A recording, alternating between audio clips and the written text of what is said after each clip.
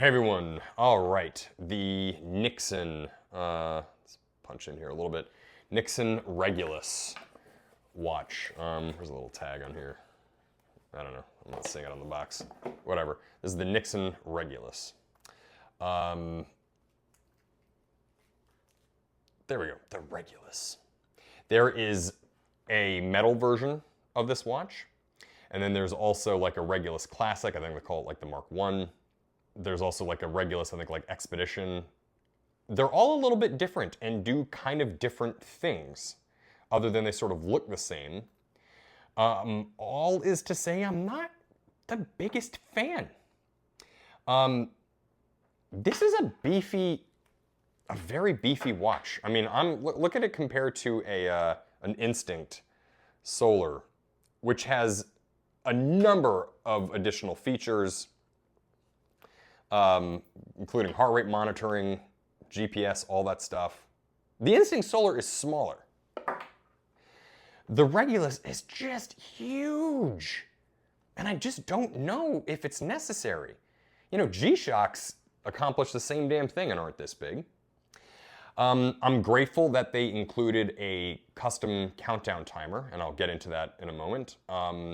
Ultimately, though, this is just I would say a feature-rich dumb watch that I really want to like, but just kind of don't.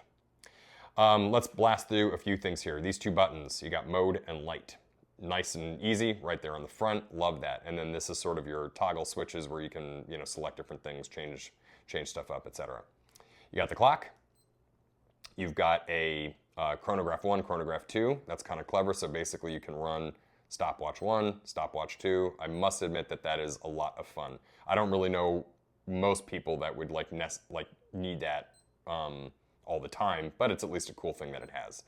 Might be good for like working out and stuff. Hit mode, next screen is timer. Has a custom timer option. As I said, I really like that. If you hit this little bottom button, so long as a timer isn't operating, if you hit this little bottom button, it also then goes to presets. And they go into 7 minute, 10 minute, 15, 20, 30, 40, 60, and so on. When you hit this button right here, the top left one, it'll start counting down. You can press that again to stop it, and then you have to press and hold it for what I feel is kind of a slightly annoying amount of time, considering the pressure of the button, in order to reset it. You then hit mode, you go to your alarms. You're allotted a couple different alarms there. You've got 3 of them, to be precise. Hit mode again, and you are now back at the main clock here. Now, when you are running, like let's say a chronograph here, and you go to the main screen, you'll notice that you not only have the time, but you also have your chronograph running right there. I really, really like that. That is nice and simple, and great to just sort of see everything that you need on, right there on the home screen. So then we hit mode, we go back here, stop it, press and hold, and it resets. When we go to the timer, if you want to do a custom timer, you get there to where it says TMCU, you press and hold mode. You get to select the minutes up and down.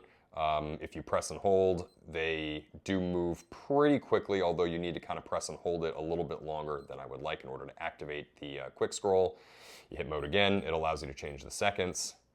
Hit mode again, it's back to the minute here. So what you do then is you press and hold menu. It's now locked that in time or in place. You hit the timer and boom, there it goes. Right here, it is indicating that it has a timer running.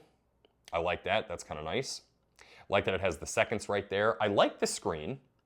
It is easy to see, even though it has a lot of distance between the actual display itself and then where they put the glass. Why I don't like this watch, though, is for 2, I think, sort of simple and maybe petty reasons. Let me just go ahead and reset this. Somebody else in a review, I think, said it perfectly, which was that the buttons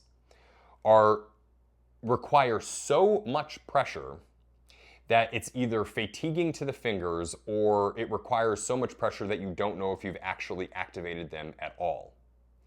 There's just sort of a slight lack of response. It's sort of numb to push down on these things despite it requiring a lot of force. And I suppose I understand why Nixon decided to use so much force on the buttons. You know, it's an outdoor watch and they want to make sure that you're not accidentally like, you know, hitting it with your finger or bumping into it, something like that. I get it. But I seldom have accidental button presses with the Garmin. For that matter, you have like Casio's, which you know, have that down pretty well. And it just doesn't require that much force. So I really, really wish that Nixon would address the size, the band, which to me is just uncomfortable. It's thick and clumsy and just uncomfortable. And then the button presses. This watch is otherwise a very, very nice, simple, basic watch. And, but yeah, I just can't recommend it because, you know, they're floating around the $100 to $200 range depending on what kind of version you want. And, you know, while this thing can probably take a beating because of its thickness and the, you know, resin casing and all that stuff, metal casing, depending on your models, it's just, again, you get the G-Shocks, they can take just as much of a beating. This Instinct Solar can take just as much of a beating. I just think that the price to button pushing, size, and band ratio are just lacking for this to be anything that I recommend to most people. I will say that it is not a bad watch, so mileage will vary on that and everybody will have their opinion. Maybe you can get one and test drive it yourself just to see what you like, but its annoyances really, the buttons are a big, big letdown. But that's it. That's the Nixon Regulus. It's a, you know, nice, I mean, it's a nice looking watch. You know, it's, you know, just a nice black square. Can't go wrong there, right? Maybe it's not a boardroom watch, but it's good looking. I'd imagine that this screen will probably get really, really nasty with a lot of outdoor use, though. Just saying, this thing, if it gets scratched up, yeah, I mean, that ain't gonna patina in a good way. So, if you have any questions on the Nixon Regulus, please feel free to reach out to us in the comments section. Please like and subscribe, and we'll be back with another video really soon.